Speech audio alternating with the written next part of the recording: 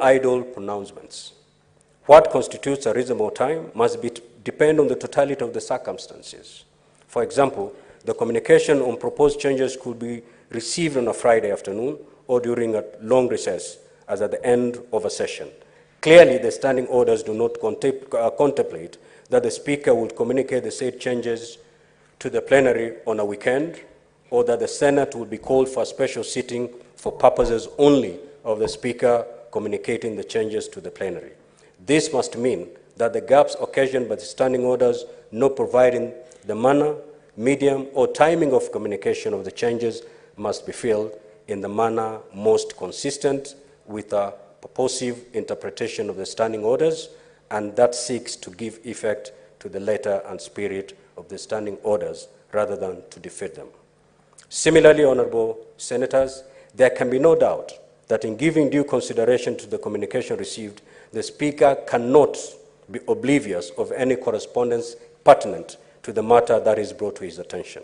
The upshot of this is that a claim that the Speaker must forthwith, upon receipt of a letter from the Senate minority leader, rush to the chamber and read it to the assembled Senate is without merit, and I reject it. It cannot be.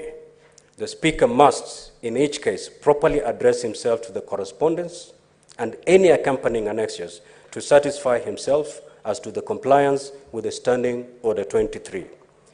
If there is any correspondence on the matter, he must also consider it. The only caveat being that all this must be done within a reasonable time.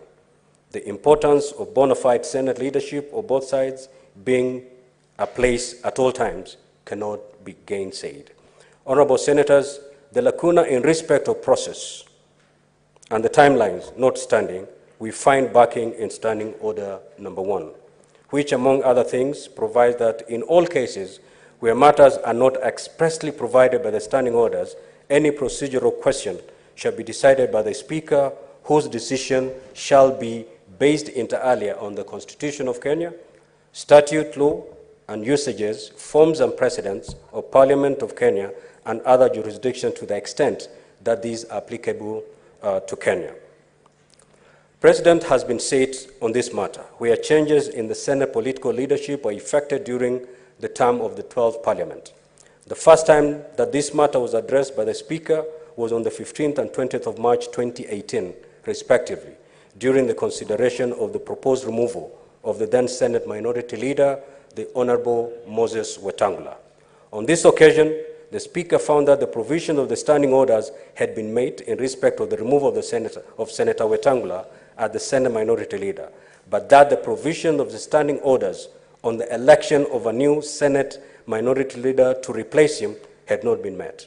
The Speaker therefore suspended the removal until and unless another senator was elected in compliance with the standing orders, and communication to that effect with the minutes evidencing the election was made to his office. Honorable Senators, the prerequisite for a lawful removal of a leader are set out in the ruling of the Speaker on that occasion at that one, the removal is undertaken by a majority of the members of the parliamentary party as known and recognized in the Senate in accordance with the standing orders, and B, the minutes evidencing the removal are attached, and the senators who have signed up as supporting such removal are indicated in the said minutes. 3, the removal is communicated to the Speaker by the designated office holder as provided for in the standing order. And 4th, the Speaker peruses, satisfies himself as to the validity, correctness of the documentation received. And lastly, a new senator replacing the removed office holder is validly elected by the recognized political party.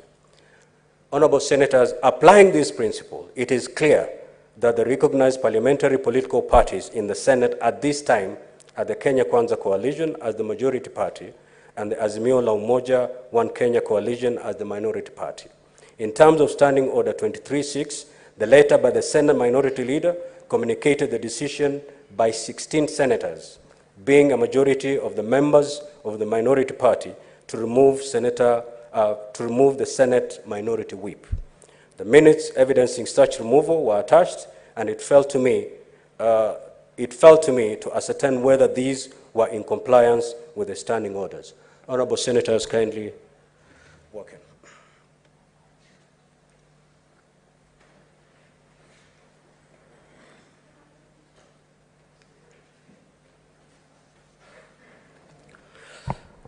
Honorable Senators, I now turn to the second question, which is the question of the option available to the Speaker where the proposed changes in the political leadership in the Senate are contested by an aggrieved political party, senator, or senators. As stated by Speaker Lusaka in the Senator Wetangula case, and I quote, "It cannot be gainsaid that political parties are recognized under Article 91 of the Constitution and are subject to the requirements thereunder. Political parties are also subject to legislation made pursuant to Article 92 of the Constitution. In the context of the Senate, political parties have the opportunity to present themselves for recognition in the Senate either as single political parties or as an alliance or coalition of parties operating under coalition agreement deposited with the registrar of political parties. It is their prerogative. It is their choice.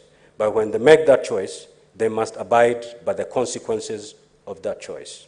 Coalitions enjoy the benefit